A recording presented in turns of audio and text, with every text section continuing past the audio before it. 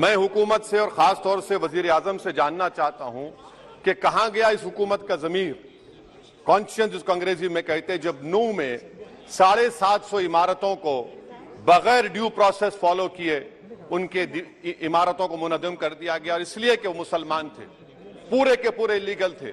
इसीलिए पंजाब की हाईकोर्ट और हरियाणा की हाईकोर्ट ने कहा कि ये एथनिक क्लेंसिंग है। इसकी एक बेहतरीन मिसाल है उस हुकूमत की। तीसरी है कि इस मुल्क में एक नफरत का माहौल, बल्कि एक आतिश को पैदा कर दिया गया, मुसलमानों के खिलाफ नफरत का माहौल। ये इनका ये 9 साल का इनका ये कारनामा है।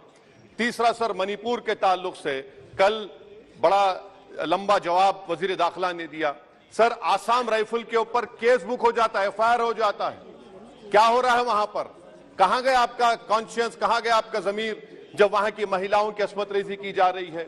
और आप मुख्यमंत्री को नहीं हटाना चाहते इसलिए क्योंकि वो कोऑपरेट कर रहा है। सर, मैं हरियाणा और मणिपुर के वजीर आला के लिए, किसी शायर ने अच्छा कहा था कि कुर्सी है तुम्हारा ये जनाजा तो नहीं, कुछ कर नहीं सकते तो उतर क्यों नहीं जाते?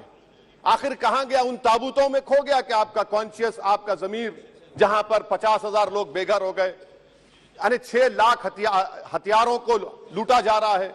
आखिर कौन सा आप इंचार्ज वहां पर हैं? सर, चौथा पॉइंट, हिजाब को एक मसला बना दिया गया और मुस्लिम बच्चों को तालीम से महरूम कर दिया गया। क्या यह आपका लिबर्टी ऑफ कॉन्शियंस है? कहां गया आपका जमीर? सर, अभी आपने फाइनेंस मिनिस्टर साहबा ने कहा, यहां पर DMK के मोहतरमा कनीमोजी ने महाभारत के द्रौपदी का जिक्र किया। मैं ये पूछना चाहता हूं, बिल्किस बानो इस देश की बेटी है या नहीं? जिस बिल्किस बानो को 11 लोगों ने रेप किया, प्रेग्नेंट थी, उसकी मां का रेप किया, उसकी बेटी को कत्ल कर दिया, उसकी मां का कत्ल कर दिया, आपने कातिलों को रिहा कर दिया। यह आपका कॉन्शियंस है? यह आपका कॉन्शियंस है? आप तो मेजोरिटेरियन पॉलिटिक्स को फरोग दे रहे हैं। सर, चौथा, आज चाइना के ऊपर कोई नहीं बोलते हैं।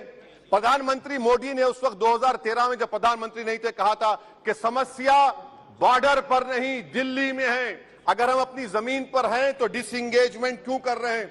क्या आज चीन हमारी जमीन पर नहीं बैठा है? आज चीन से आप बातचीत कर रहे हैं, आप डिसएंगेजमेंट कर दिए। बताइए डीएस्केलेशन, डी-इंडक्शन कब होगा? मैं आपके जरिए से हुकूमत को बता रहा हूं कि अगर प्रधानमंत्री ने अहमदाबाद में शी जिनपिंग को बुलाकर झूला झुलाया था, क्या हुआ? क्या नतीजा निकला उसका? चेन्नई दिखाया, क्या नतीजा निकला?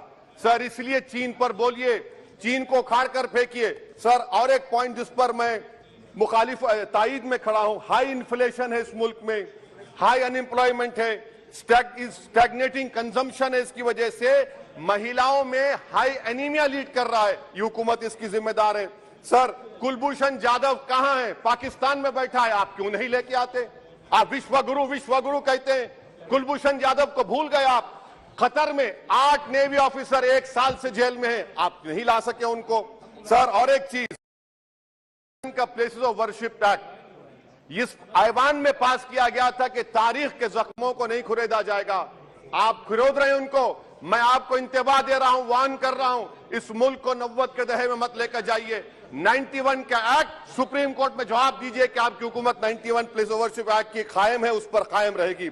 UCC, सर, इस UCC का फार्मूला क्या है? एक मुल्क में एक मजहब, एक कल्चर, एक जबान। ये तो डिक्टेटरों का फार्मूला है। भारत एक गुलदस्ता है, भारत एक मोजाइक है। यहाँ पर बेशुमार जबानें, बेशुमार मज़ाहिब बोले जाते हैं, और हिंदू अनडिवाइडेड फैमिली में sir, I am concluding, 8 crore 75 Hindu खानदानों को 3,800 करोड़ डिडक्शन मिला। इसके बारे में आप क्या कहेंगे? सर, मैं कंक्लूड करने से पहले आपको बताना चाह रहा हूं कि माइनॉरिटी वेलफेयर का बजट 40% कम कर दिया गया। पढ़ो प्रदेश, प्री मैट्रिक स्कॉलरशिप कम कर दी गई, मौलाना आजाद फाउंडेशन खत्म कर दिया गया फेलोशिप, और इसकी वजह से 1,80,000 मुसलमान हायर एजुकेशन में गायब हो चुके हैं। सर, मैं इख्तिताम में कह रहा हूं कि पसमानदा मुसलमान से प्रधानमंत्री को बड़ी मोहब्बत है। ये कौन सी आपकी मोहब्बत है पसमानदा, जो आपका एक मुसलमान मिनिस्टर नहीं है वहां पर? इखलाक से लेकर, पीलू खान से लेकर, अफान अंसारी से लेकर लुकमान अंसारी, मॉब लिंचिंग पूरे पसमानदा मुसलमान की होती है। पावर लूम बंद है अंसारियों के, कुरैश बरादरी का कारोबार बंद किया जाता है।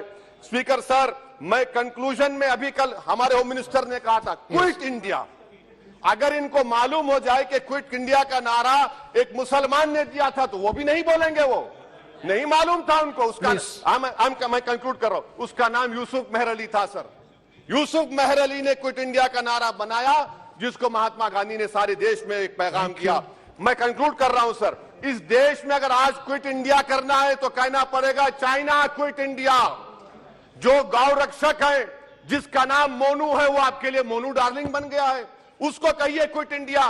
सर, जो लोग तुष्टीकरण की राजनीति आप कर रहे हैं, आप हिंदू अक्सरियती लोगों में हथियार बांट रहे हैं, ये आप देश के लिए खतरा पैदा कर रहे हैं। Sir, I'm concluding। इसीलिए हम आपसे अपील कर रहे हैं कि हुकूमत से कह रहे हैं कि आप जो सियासत कर रहे हैं इससे नुकसान देश को होगा। प्रधानमंत्री जब खड़े होकर जवाब देंगे, हम उनसे पूछना चाह रहे हैं, पॉइंटेड क्वेश्चन है, क्या देश बड़ा है या हिंदुत्व गोलवालकर की आइडियोलॉजी बड़ी है? मैं इस तहरीक अदम एतमाद की तायद में खड़ा हूं और हुकूमत की मुखालिफत में। सर, एक आधा मिनट सर, दो लोग, दो महाजे इस मुल्क में, एक चौकीदार है, एक दुकानदार है। एक चौकीदार, एक दुकानदार है। जब जुल्म हम पे होता कोई मुंह नहीं खोलते। यूएपीए का कानून अमित शाह ने लाया, इन दुकानदारों ने तायद की। आज उस यूएपीए का कानून में 83 साल का बुढ़ा सिपर, खत्म करो, सिपर नहीं होने से मर गया। आखिर कब तक दुकानदार और चौकीदार हमारी लाशों पर सियासत? सर, हम कंक्लूडिंग, कब तक सियासत करेंगे? अगर आप जुल्म के खिलाफ आवाज नहीं उठाएंगे तो आपकी दुकानदारी नहीं चलेगी, चौकीदार को पकड़ेंगे, तीसरा महाज करेगा। शुक्रिया सर।